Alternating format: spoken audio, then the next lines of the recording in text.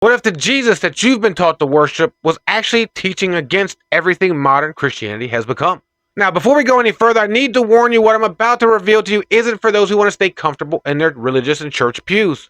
Right? This is for those who are brave enough to face a truth so radical it got Jesus crucified and it got all his disciples and followers stoned and burned. Right? His real message is buried under centuries of religious control. So if you're ready to dive in, follow, like, and subscribe, and let's get into this Bible and spiritual deep dive.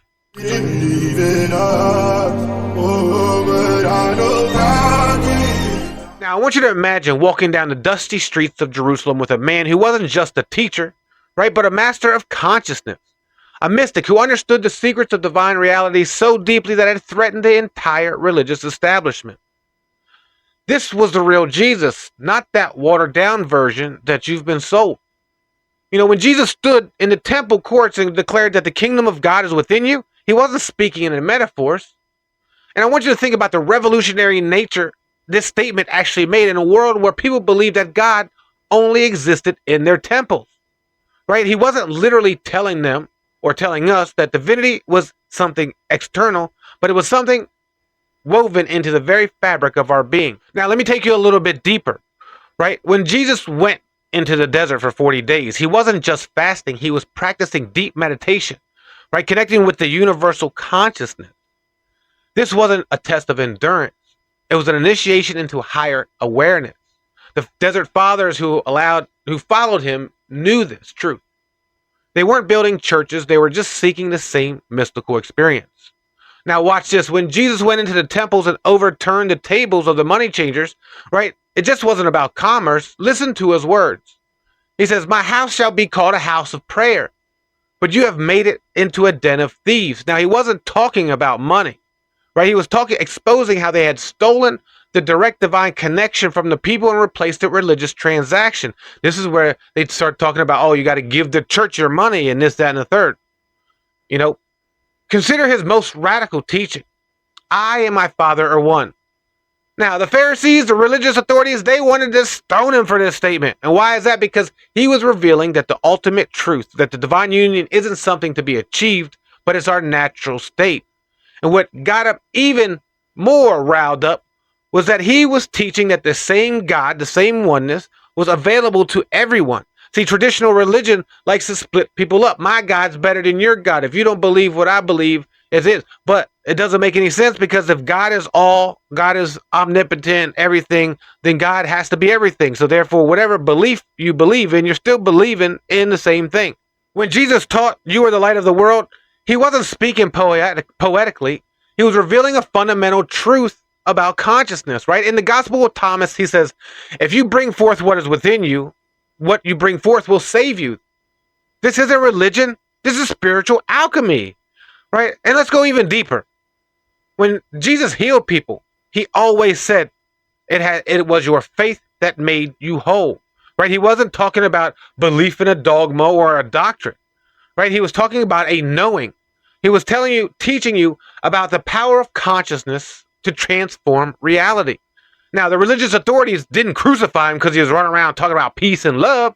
No, they crucified him because they were dismantling the entire system of spiritual control that they had. Right? He was showing them that they didn't need intermediaries to connect with God. Now, let's look at his teachings through a more mystical point of view. Right? When he said the last shall be first and the first shall be last, he was talking about the disillusion of the ego, right? Because our ego, our personality, is the mask that we wear, and behind it is our divine consciousness and our ultimate true nature, right? When he talked about being born again, he was describing a spiritual awakening. He wasn't trying to have a religious conversion. When he performed miracles, right, he was just demonstrating the natural abilities of someone with an awakened consciousness. This is why he taught in parables, not to simplify, right, but to encode mystical truths for those who were ready for understanding. He who has ears, let him hear. This wasn't about a physical hearing. This was more about a spiritual readiness for a higher consciousness. When he said, split the wood, I am there, right? Lift up the stone and you will find me there as well. He was teaching about the omnipresence of divine consciousness. He wasn't trying to establish a religion. He was initiating a revolution in consciousness. Now think about it.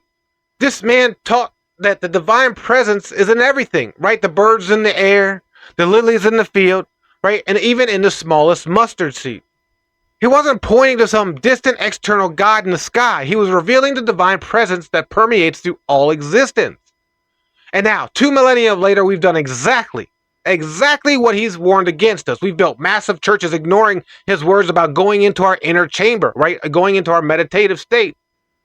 We've created religious hierarchies while forgetting about calling no man teacher. We've established rigid dogmas, right? While overlooking the emphasis on the direct spiritual experience. Now, the Jesus that they don't want you to know, he understood the power of consciousness was able to transform reality. Right? He knew that the illusion of separation from divine source, and he knew the direct path to a spiritual awakening. He also knew the universal nature of divine presence, and he talked about the transformative power of the love consciousness. This wasn't just a man going around teaching nice ideas about love and peace.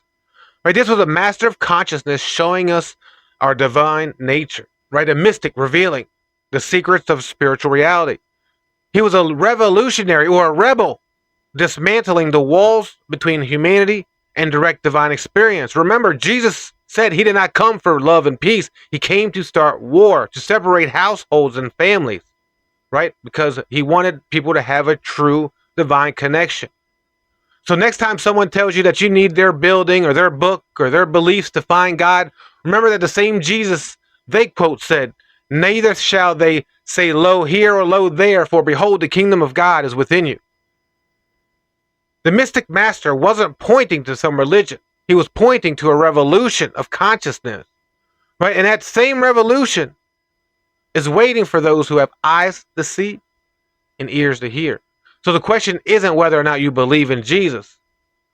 The question is, are you ready to fully understand what he represents? So if you're ready to find out and understand what Jesus was really talking about, what he truly represents, I want you to go in the comments, put a 100, and then as always, like, follow, subscribe, and get ready for more spiritual and biblical deep dives.